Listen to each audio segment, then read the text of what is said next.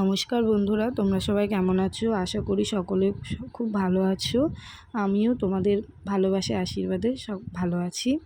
তো আজ আমার ভিডিওটা আরম্ভ করছি সন্ধ্যে 6টা থেকে। আমার একটা নতুন ভিডিওতে তোমাদের সবাইকে স্বাগত। আজ শিবরাত্রির অনেক অনেক শুভেচ্ছা সকলকে। তো রেডি হচ্ছি আমিও বেরোবো শিবরাত্রির জল ঢালতে। সন্ধ্যে 6টা থেকে প্রহর আরম্ভ হয়েছে। তো আমি আমার মামা বাড়িতেই পুজো দিতে যাব, ওদেরই মন্দির আছে। তো আমি 8টা নাগাদ বেরোবো। তো চলো, রেডি হয়ে নিয়েছি। কেমন লাগছে বলো। একটা ভেবেছিলাম জামদানি পরবো, বাট হয়নি। মানে ভাবলাম সারা রাত তো এরকম শাড়ি ঠিক আছে। তো আমি পৌঁছেও গেছি মন্দিরে। তখন প্রায় 8:30 বাজে আমি এসে পৌঁছেছিলাম। এসে তাড়াতাড়ি আগে প্রথম প্রহরের পুজোটা দেওয়া আরম্ভ করেছিলাম। বাকি সবাই আর যারা উপোস ছিল তারা মোটামুটি কমপ্লিট করে ফেলেছিল পুজো। আমি একটু ইচ্ছা করে লেট করে এসেছিলাম, কারণ ছেলেকে বাড়িতে রেখে এসেছি, তো তাই একটু ইচ্ছা করে লেট করে এসেছি, যাতে ও বেশি সময়টা আমাকে ছাড়া যাতে না থাকতে পারে, ওকে বুঝিয়ে বাজিয়ে এসেছি। তো যাই হোক, চলো, প্রথম প্রহরের পুজোটা শুরু হয়ে গেছে। আর এর পরের প্রহর বোধহয় লাগছে 9:34-এ। তো পুজোটা স্টার্ট হয়ে গেছে। জানো তো, এই মন্দিরে শিবলিঙ্গ, তারপরে একটা মা দক্ষিণেশ্বরী মা আছে, তোমাদেরকে দেখাবো পরে। এনারা দুজনাই কিন্তু স্বপ্নে পাওয়া আমার মামার।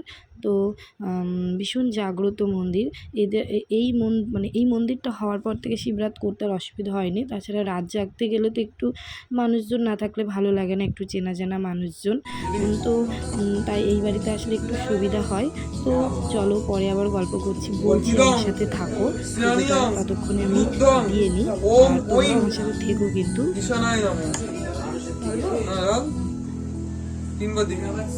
আবার বল, ইদম ইদানিয়ম বুদ্ধম ওম ওম ঈশানায় নমঃ।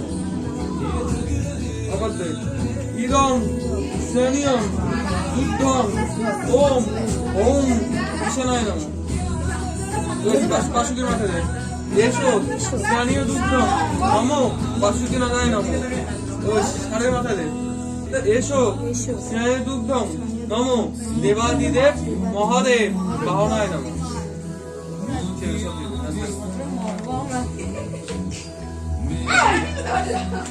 তো প্রথম প্রহর পুজো কমপ্লিট হয়ে গেছে। আমরা দ্বিতীয় প্রহরে পুজো দিতেও বসে গেছি। মাঝখানে আর কোনো ভিডিও করা হয়নি। যাই হয় আর কি, সবার সাথে দেখা হওয়াতে একটু গল্পগুজব করছিলাম, সেই কারণে হয়নি।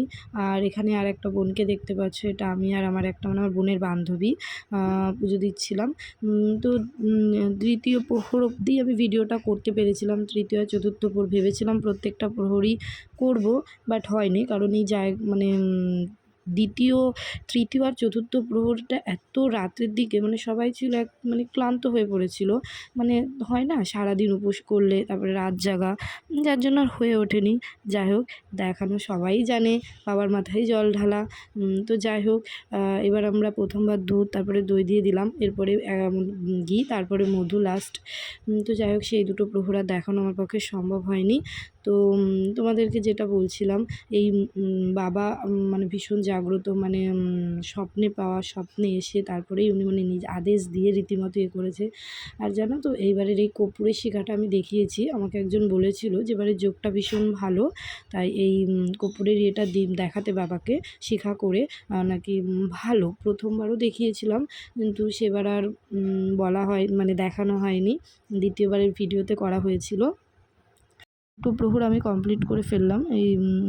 এখন ঠাকুরকে প্রণাম জানাচ্ছি, মন্ত্র বলছে ওপাশ থেকে। তো যাই হোক, আর দুটো প্রহর দেখানো সম্ভব হয়ে ওঠেনি। এরপরে ঘি, তারপরে বোধহয় মধু দিয়ে লাস্টলি কমপ্লিট করব।